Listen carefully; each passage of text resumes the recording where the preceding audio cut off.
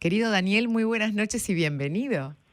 ¿Qué tal, Cristina? Un gusto saludarte a vos y a todos tus compañeros y a la audiencia. Bueno, acá mirá la tarea que te estoy pasando, de ayudarnos Y a gerenciar estos últimos días en el que vivimos un mes en el que todos los días son viernes, con no pocos condimentos de una realidad por momentos abrumadora, pero en el que necesitamos por fin desenchufar y encontrar la manera de convertir esta mezcla de nostalgia con esperanza, con emociones, en algo positivo.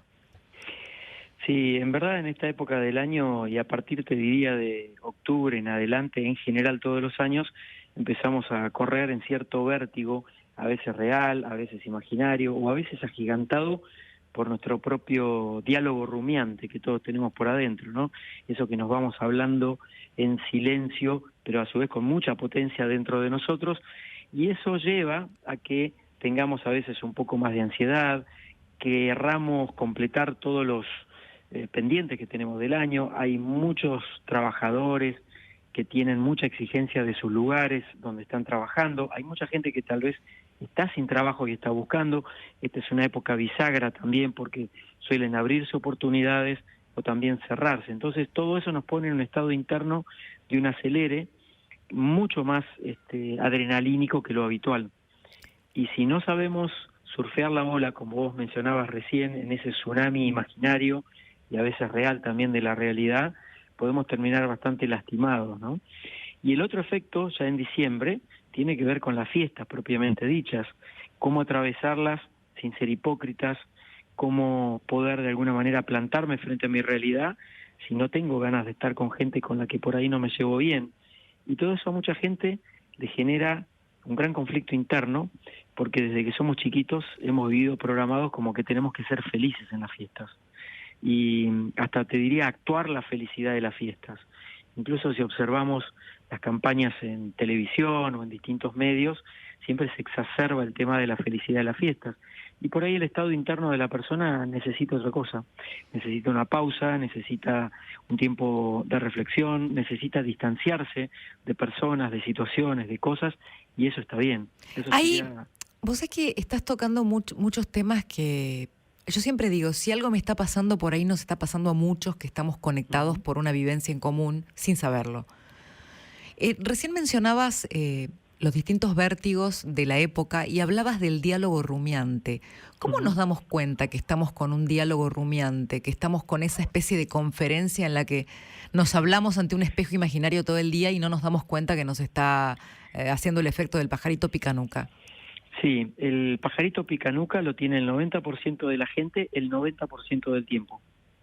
Quiere decir que el 90% del tiempo, y esto está científicamente estudiado, ¿no?, por los neurocientíficos, nos estamos hablando con palabras que podríamos definir, entre comillas, como negativas. No hay tal cosa como negativo o positivo, pero para graficarlo en términos de esta entrevista sí está bueno ponerlo así. Es como que Entonces, nos empezamos a cargar de presiones nosotros mismos. exacto, y ahí aparece un personaje que tenemos adentro, que es un personaje saboteador, que si yo estoy todo el tiempo hablándome en negativo a mí mismo, la realidad que voy a ver manifestada afuera probablemente tenga ese mismo tono, o por lo menos va a estar teñida de ese tono. ¿Por qué? Porque previamente la pasé por el nivel del subconsciente mío, que no reconoce qué es positivo, qué es negativo, y me trae a la conciencia una realidad muy parecida a eso que yo fui generando desde adentro.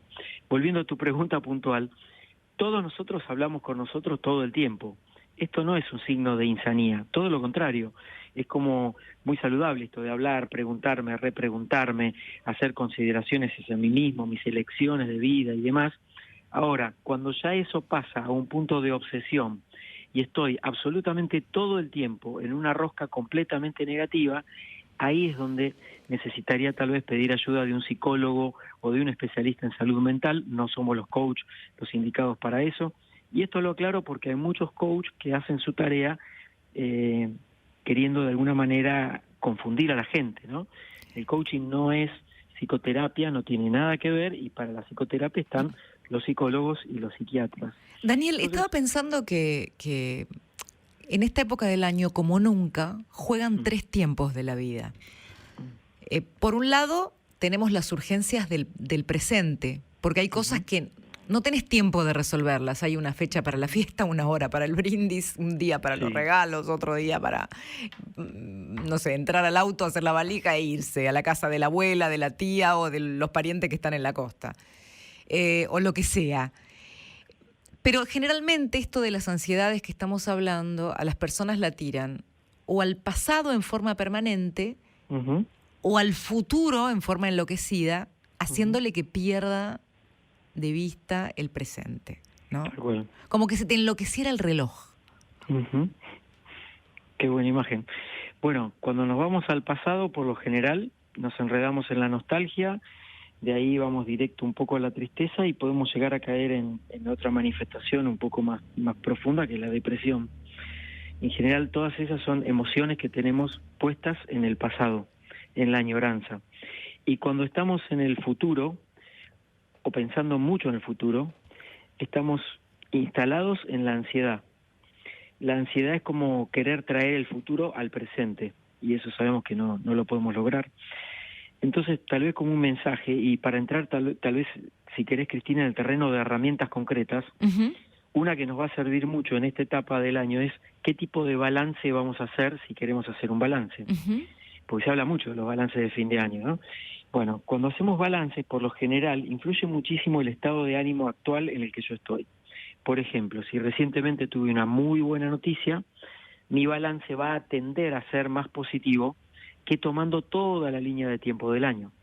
Ahora, si los episodios más recientes, digamos del último mes, no han sido tan favorables, mi balance va a tender a ser negativo. Entonces ahí ya tenemos un aspecto de subjetividad muy grande respecto al balance.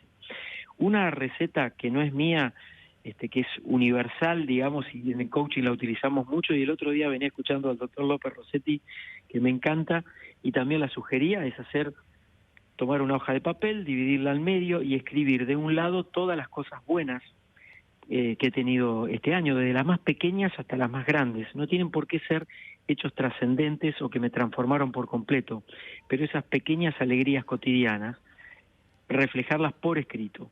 Al reflejarlas por escrito, ahí aparece algo muy virtuoso, que es que empiezo a tomar conciencia, no solamente desde el pensamiento, sino también de la acción que implica escribirlo, para poder verlo graficado. Claro, porque Nosotros, es cierto lo que decís. Si de pronto nosotros nos quedamos con lo que aparece con un letrero que se enciende en nuestra cabeza, por ahí, si el estado de ánimo no es bueno, se enciende lo peor y todo el resto exacto, queda oscurecido, como si no hubiera ocurrido. Y nos quedamos con esa sensación que, aunque sea un reflejo, termina siendo clave a la hora de lo que nos va a pasar o vamos a vivir o vamos a proyectar en el próximo segundo. tal cual. Por eso que es muy importante esto que vos decís y escribirlo. Eso es Ujú. muy importante. También hacer otra columna de las cosas que no salieron como nosotros esperábamos o los proyectos que quedaron truncos, porque inevitablemente hace un año nos estábamos planteando tal vez algunos objetivos que no hayamos podido cumplir por distintos motivos. Ahora, en cualquiera de los casos, sí hacer un balance de aprendizaje, por ejemplo, de qué aprendí a partir de estas situaciones que no salieron como yo esperaba, Está o buenísimo eso. o este traspié que tuve, porque de alguna manera salí fortalecido de eso, aunque no lo pueda ver en este momento, porque tal vez mi dolor, mi desolación, mi frustración, mi decepción es muy grande y no lo puedo ver, pero hay un aprendizaje oculto detrás de eso. Y el otro tipo de balance es un balance de gratitud en el presente. ¿De qué cosas tengo hoy, aquí y ahora por las cuales estoy agradecido? Todos tenemos por lo menos una o dos cosas, independientemente de la situación dramática, dura, desafiante por la que pueda estar atravesando, por las cuales estamos agradecidos. Yo pasé en el 2012 por una situación de salud extrema, de un Ujú. coma, donde me Mirá. repuse súper bien, y pero realmente revaloricé esto que se habla siempre, ¿no? Revalorizar la vida, pero revalorizarlo en el sentido de levantarnos todos los días, de tener la posibilidad de estar hoy conectados compartiendo con los oyentes de tu programa, de tener algo para decir, algo para comunicar, de tener como eso que llamamos a veces, que a la gente le suena muy grande, como la misión de vida, ¿no? Pero todos tenemos un propósito. ¿Para qué estamos acá?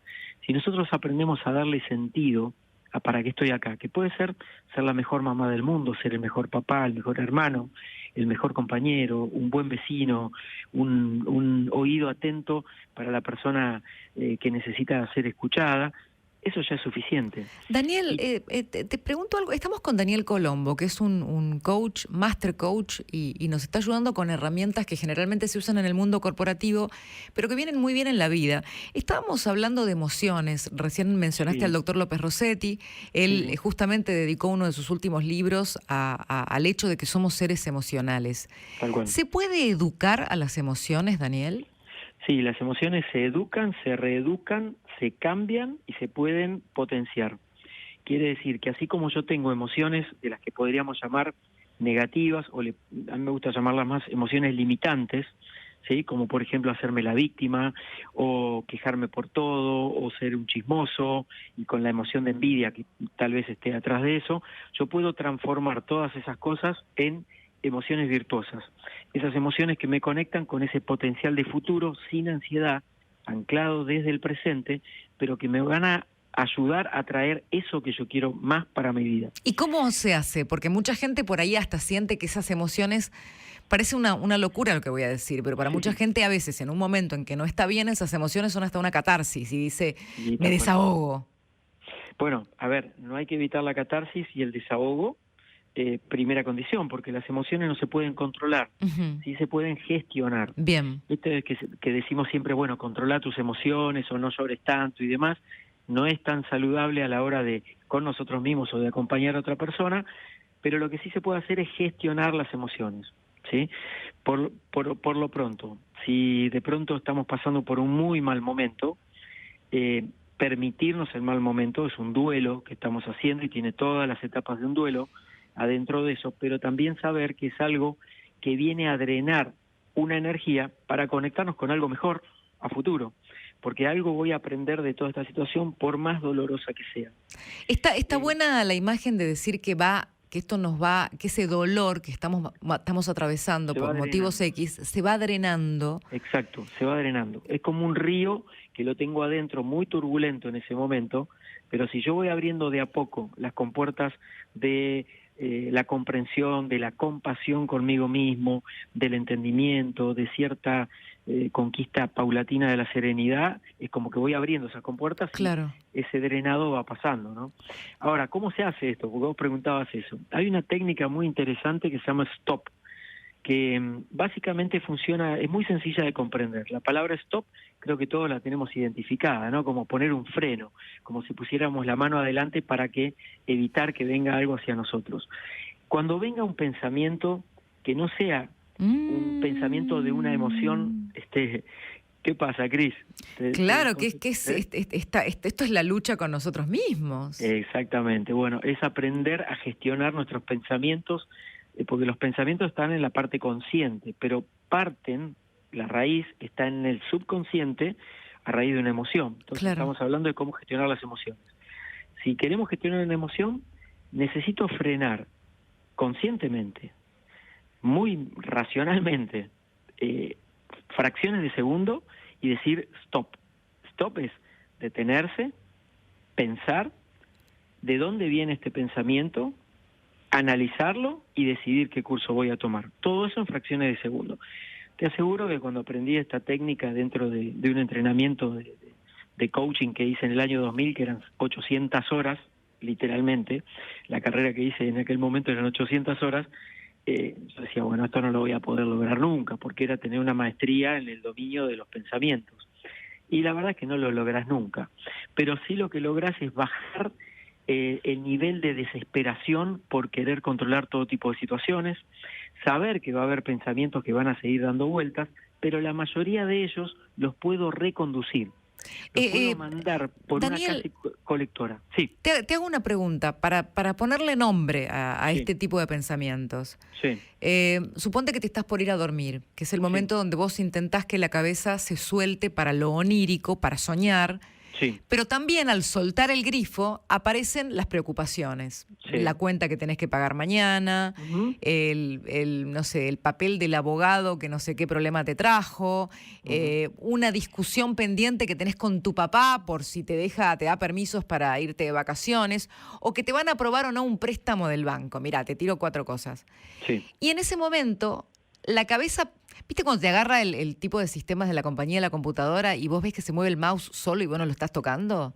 Sí. Que la cabeza empieza así, que alguien más está controlando el mouse. ¿Vos decís que ahí nosotros podemos hacer stop? Sí, sobre aquellos pensamientos que son dominantes y que llevan a tener emociones que no son favorables para el estado interno que vos quieras conseguir. Quiere decir que de todo ese cúmulo de preocupaciones que yo puedo tener, por ejemplo, en el instante de apoyar la cabeza en la almohada, lo que puedo es elegir cuáles pensamientos quiero de alguna manera silenciar, como si le bajara el volumen, Claro. y ecualizarlos de alguna manera para aumentar, por ejemplo, el dejarlos en stand-by hasta el día siguiente. ¿Comprendés? Sí, claro. A ver, no estoy hablando de ninguna técnica rara, ni que exija, viste, que estemos 2 horas meditando, lo cual es muy bueno, pero sí estoy hablando de herramientas concretas que podemos hacer. Por ejemplo, el antídoto a la preocupación antes de dormir es la gratitud. Si yo, por ejemplo, apoyo mi cabeza en la almohada y empiezo a repetir internamente, casi rumiantemente, pero con la cabeza en la almohada y en positivo, todas y cada una de las cosas de ese día por las cuales estoy agradecido, te aseguro que te vas a quedar dormido profundamente, relajado, en vez de estar enganchado en estos pensamientos que te tenían cautivo, digamos, ¿no? Que te habían secuestrado de alguna manera. Cada vez que aparecen esos pensamientos, lo que yo sí puedo hacer desde una base de realidad no es desatenderlos, pero sí es conducirlos sobre la primera acción posible que esté a mi alcance para resolver. Porque si hay cosas que yo pueda resolver, con solamente empezar a tomar conciencia de cuál es la primera acción que yo puedo tomar, ahí puedo marcar un rumbo diferente para ese pensamiento, que tal vez a veces hasta es un pensamiento obsesivo, que me vuelve una y otra vez. Claro, claro, totalmente. Escúchame, Dani, vos recién nombraste algo que es muy, muy de esta época, porque a veces uno va como, como manada a las reuniones familiares Sí. y no estás copado. Ponele que este año no estás copado con ir a la reunión familiar y te tenés que encontrar no solamente con personalidades diferentes, sino que tampoco estás súper predispuesto y sabés que puede haber una situación de grieta en la mesa. ¿Cómo prepararse para que no se arruine la fiesta? Viste que estamos como más combustibles en esta época, que te decís una palabrita que en una fecha normal no pasaba nada, estás en la mesa de fin de año y la palabrita es un petardo. Sí, acabas de mencionar eso de que estamos más combustibles y me parece muy interesante, y esto es básicamente por algo que observo en todos los países donde trabajo. Yo trabajo mucho en Argentina, pero también fuera de Argentina, en 18 países, y observo que en los últimos 5 años estamos hablando más de lo que nos pasa y de cómo nos sentimos. Y esto incluso dentro del marco de las empresas, que a veces es un poco acartonado o a veces es bastante difícil de pasar esta barrera emocional, ¿no? Para hablar de cómo nos sentimos adentro del trabajo. Al hablar más de cómo nos sentimos, estamos más combustibles, como decís vos, nos sentimos más a flor de piel. Algunas herramientas concretas para esto, primero es decidir qué nivel de participación yo quiero tener en las fiestas. Hay otro gran debate de que hay muchas personas que están eligiendo pasar solas las fiestas, Sí. pero no porque no tengan con quién pasarlas, sino porque se sienten mejor de esa manera. O gente que tiene sus mascotas, que sufren mucho con los petardos, con los cohetes y demás, y decide quedarse acompañando a su mascota. Y no por tener fobia social, eso es otra cosa completamente diferente, sino como una elección propia, y eso está bien. Ahora, también hay muchas personas que esto le genera conflicto en su marco familiar o de amigos o lo que sea. Yo te diría que ahí apliquemos el sentido común de ser muy honesto y de prever la situación con anticipación. Es decir, no avisar el día 24 que no vas a ir, sino ya avisar desde 1 de diciembre, mira, no sé qué voy a hacer el día 24, no me esperen, porque probablemente elija pasarlo solo, o quiero tener un tiempo de reflexión conmigo, o voy a hacer otro plan, o lo que sea. Que el otro no sienta que es un desprecio. Dani, escúchame, ¿me esperás que terminen las noticias? Porque me quedan, aparte, cabos sueltos de este tema. Dale. También este momento es el momento en que uno intenta proyectar, planear. Uy, ¿se cortó? Bueno, pero después de la noticia seguimos. Les decía, ¿cómo proyectar sanamente para que luego no se nos vuelva el boomerang de la frustración? Esto de gestionar, para que no parezca un desprecio y sin hipocresía, nuestro humor real mañana en la fiesta, para que nadie sufra. Y también la cuestión de Cuando ya hacemos el proyecto, ¿cómo nos puede sabotear algún miedo que tengamos a realizarlo? Seguimos acá en Confesiones con el Master Coach Daniel Colombo, que nos quedó ahí en la mitad de su explicación sobre estas fechas y la necesidad de gestionar también la paz social en la mesa de fin de año, de Navidad, o al menos la decisión eventualmente de la ausencia de uno. Decir, mirá, no voy, pero no te estoy haciendo un desprecio. Acá estamos, Dani, te escucho atentamente. Sí, me quedé pensando también en el tema de la hipocresía, porque muchísima gente lo que hace es conectarse precisamente, o le aparece la hipocresía, conviviendo con gente que por ahí no tiene onda y no tiene otra que quedarse al lado de la persona. Incluso a veces terminan sentados uno al lado del otro y no se soportan. Tal vez convenga que empecemos a plantearnos de por qué permito esas cosas. En algún lugar, aunque nos suene raro, todo lo que nos pasa nosotros lo creamos, lo provocamos o lo permitimos.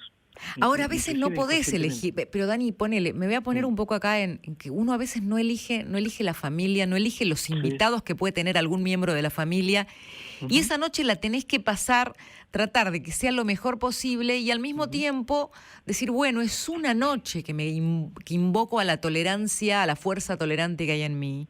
Sí, es cierto. Lo que podríamos hacer en ese caso es negociar conmigo mismo. Claro. Y decir, voy a poner lo mejor de mí en esta circunstancia, no me voy a enganchar en situaciones que me resulten dolorosas, o voy a tener como un plan B, que sería como alguna alternativa emocionalmente desde el interior, para gestionar cuando haya situaciones que de pronto puedan ser dolorosas. Para evitar la mecha corta, ponele. Para evitar la mecha corta. Por ejemplo, se da mucho de cuando estás en pareja, de tener que ir a pasar una fiesta con determinada parte de la pareja y fin de año con la otra parte de la familia. Y tal vez no tenés onda con la otra parte de la familia. Y esta tiene que ser una charla de la pareja, tiempo antes, ¿sí?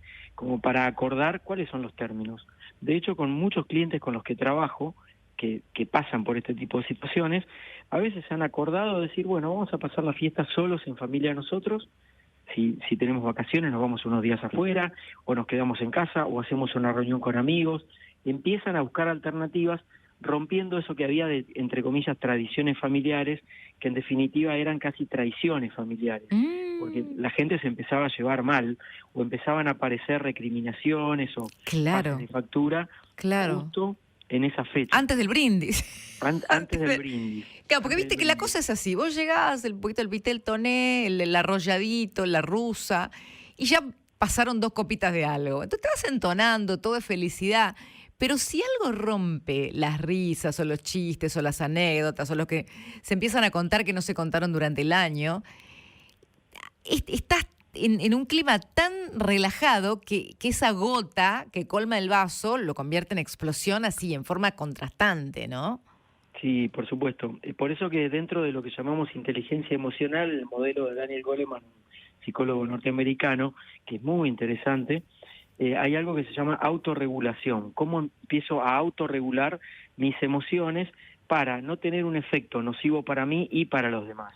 Y tampoco hacer implosiones, quiere decir guardarme las cosas que al final termino reventando por algún lado. Claro, claro. Porque probablemente tal vez te estuviste conteniendo tanto en esa cena en la que no querías estar, o con gente con la que no te sentías a gusto, que al final la pasaste peor que quedándote solo. Terminás agotado. Terminás agotado, porque la energía... Terminás agotado.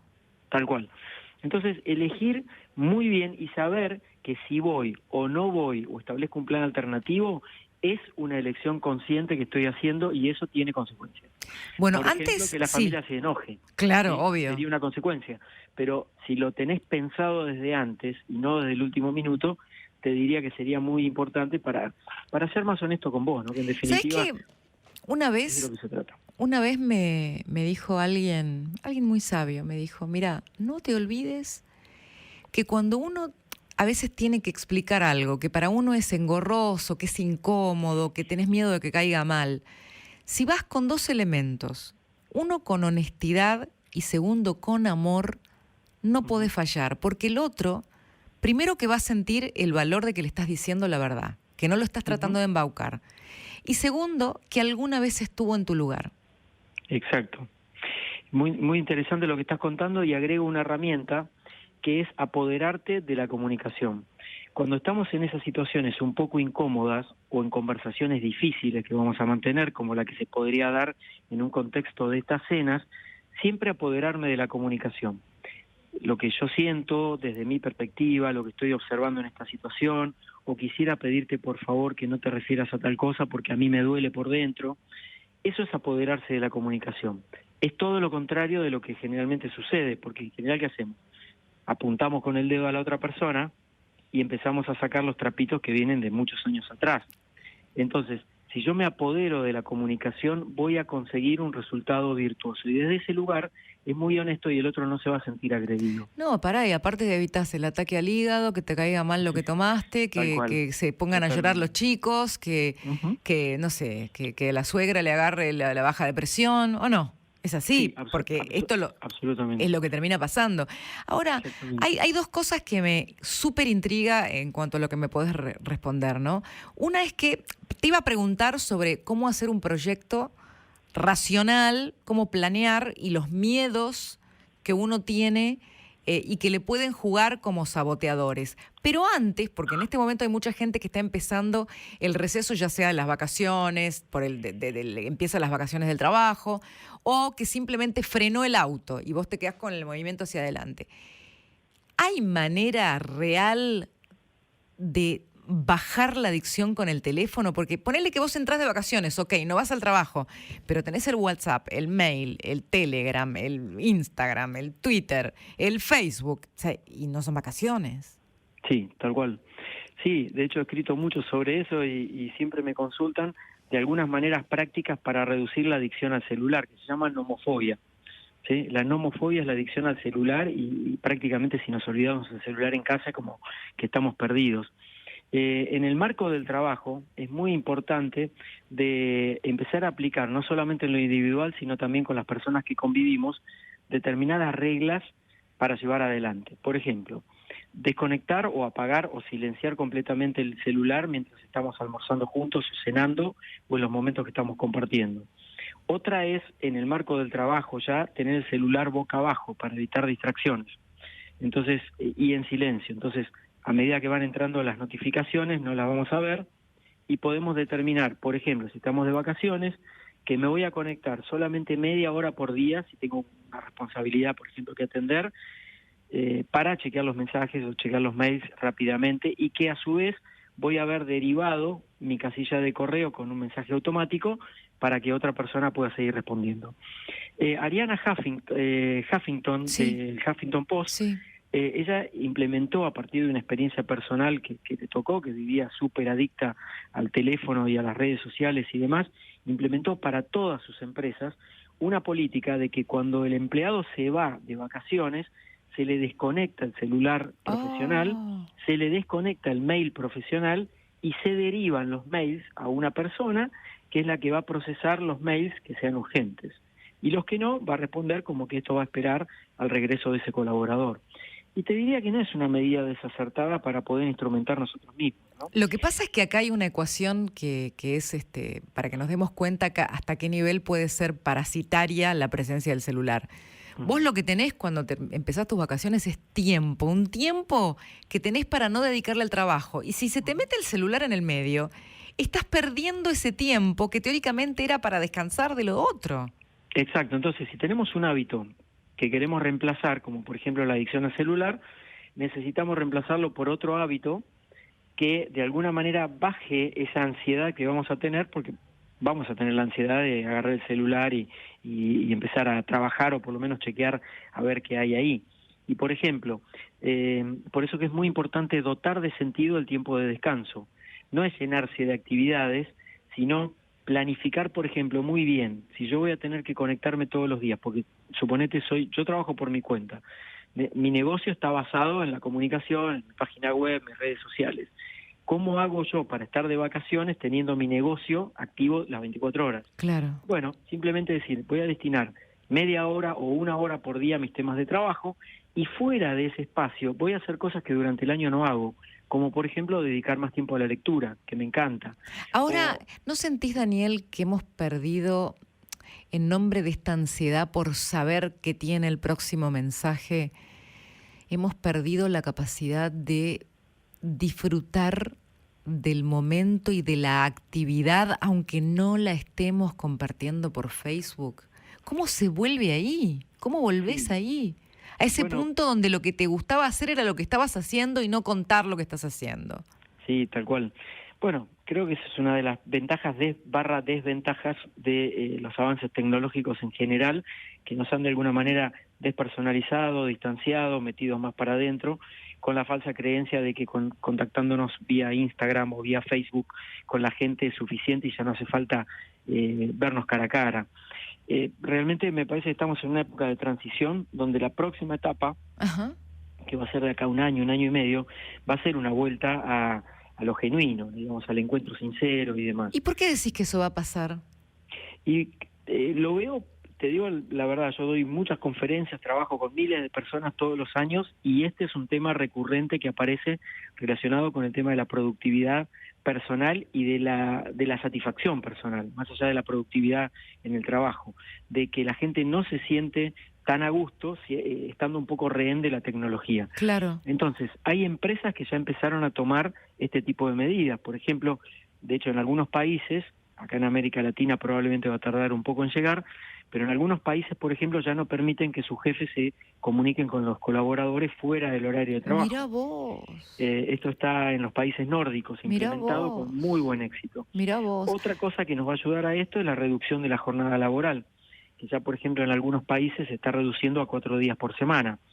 Entonces, claro, lo que pasa es que acá el problema que tenemos es que no hay laburo. Imagínate si vamos a pensar en reducir la jornada, porque es difícil, ¿no? Por supuesto. Difícil. Me parece que por ahora, Cristina, podríamos sí trabajarlo desde lo individual y con nuestro entorno directo. Claro. Entorno de familia, entorno con amigos. De hecho, con mi grupo de amigos, que en general son todos profesionales, periodistas, escritores y demás, nos juntamos y, bueno, cada uno cae con su teléfono y siempre alguno está sacando fotos y demás. Entonces decimos, bueno, 5 minutos de teléfono y después guardamos los celulares en nuestros bolsillos y no los sacamos. Está bien eso. Hasta haber terminado la reunión. Un acuerdo grupal. Exactamente, pero estos son pactos que necesitamos hacer y lo mismo podemos hacer en el ambiente de trabajo para que, por ejemplo, una sola persona sea el contacto mientras yo esté ausente en mis vacaciones. Entonces, si me entra una llamada fuera de horario de esa persona, yo sé que va a ser algo súper importante. No va a ser por cualquier cosa al paso. Entonces, esa llamada la podría atender, pero sí hacer pactos. Como todo, necesitamos hacer nuevos pactos para las nuevas realidades de este nuevo mundo, ¿no? Y lo último, Daniel, son épocas en las que por lo menos, mirá, siempre me acuerdo que en los países anglosajones tienen como una de las costumbres de fin de año las resolutions, las resoluciones para el año siguiente. Pero eso conlleva primero ver las cosas que cumpliste del año anterior, que te habías propuesto, y que ahí también salen las cosas que te propusiste y no te salieron y se convirtieron en frustraciones. Y decir, bueno, ¿cómo hago yo para planear algo y no ser poco serio conmigo mismo, de manera tal que cuando planeo algo, por fin lo cumplo? Mira, buenísimo, porque justo la gente pregunta en esta época, bueno, quiero hacer mi plan de metas del año que viene. Te diría primero que no hagas un plan de metas del próximo año si tenés metas importantes que no has cumplido este año. Si, por ejemplo, te pusiste una meta que era, por ejemplo, bajar de peso y no la pudiste cumplir o completar o no la llevaste adelante, bueno, tal vez esa sea tu gran meta para el año que viene. Entonces, pasarla a tu lista de metas del año siguiente. Segundo, tener mucha conciencia de que un sueño no es una meta.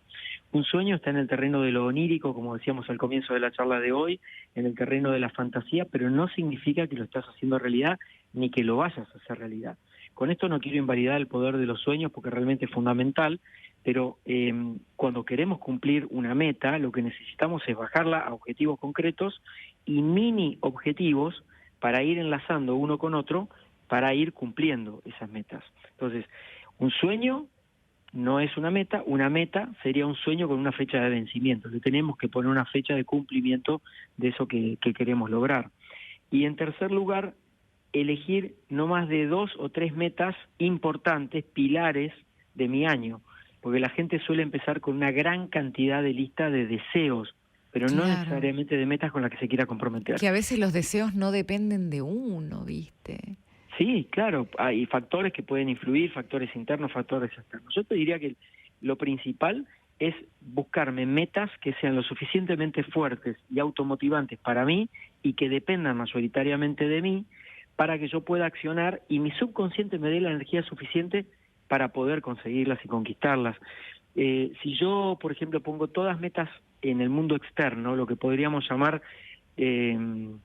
experiencias superficiales, ¿no? Cosas que sucedan por afuera, te diría que puedo terminar bastante frustrado, porque las Claro. metas verdaderas son las que nacen de adentro. Y Esas que, Daniel, una vez yo cité acá en este programa algo que había leído en un posteo tuyo acerca sí, de que porque estamos hablando de planes, y sí, si hay un enemigo para cualquier plan, no importa lo chiquito que sea, mm, sobre todo si involucra cambios o esfuerzos o un riesgo, es el miedo. sí, Y vos, vos hablabas de dos clases de miedos en tu ujú, artículo. Y uno de esos miedos sí era jodido, para ponerle una palabra clara, porque era el miedo que nos hacía creernos antes de empezar la tarea que ya éramos unos fracasados. sí, tal cual. A eso me refería hace un rato cuando hablaba del autosaboteador. El saboteador que tenemos adentro es como un personaje, como un lorito que nos habla en negativo todo el tiempo y que está muy relacionado con el ego. Cuando yo quiero desplegar mi vida desde el ego, ¿sí? Probablemente tengo una vida de bastante insatisfacción, porque el ego es insaciable. Claro. Todo el tiempo me estar hablando en negativo de te das cuenta que vos podés dar más y sin embargo no estás dando más, Jugás bárbaro, pero no sos Messi. no Entonces sos nunca vas a ser Messi, Messi. exactamente, y todo ese tipo de cosas. Cuando yo le presto mucha atención al saboteador, lo que voy haciendo es disminuyendo y prácticamente aniquilando mi autoestima. Tremendo. Si yo empiezo a trabajar desde adentro en la reconstrucción de mi autoestima, de aceptarme como soy, ir a mi tiempo, ir a mi ritmo, no dejándome llevar por las modas del momento, ir un poco contra la corriente en cualquier aspecto que sea, buscar mi autenticidad, conocerme más, trabajar conmigo, va a llegar un momento en que todo eso va a ser tan evidente que tu vida no va a necesitar de esos artificios que el saboteador te piden que hagas como para sentirte merecedor de tus metas o de tus logros. Porque en realidad lo que el saboteador quiere es tirarte abajo o llevarte a vivir una vida de ilusión, digamos, muy de la afuera, ¿no? Muy aparentando, como muchas veces vemos a veces en las redes sociales. En cambio, si yo tengo una vida rica por dentro, lo que yo le llamo habitar de sentido a nuestra vida, y ahí vamos encontrándole un poco la vuelta, ¿no? Claro. Es un camino desafiante, no es sencillo, pero tampoco es imposible de lograr. La vida misma, Daniel. Exacto, como Muchas la vida misma. gracias por acompañarnos esta noche, querido Daniel Colombo. Muchas gracias a vos, Cristina, un saludo para toda la gente y que tengan muy, muy buenas fiestas. Lo mismo, Daniel. Un beso enorme y gracias por las herramientas que nos dejaste esta noche. Gracias, gracias, gracias, gracias.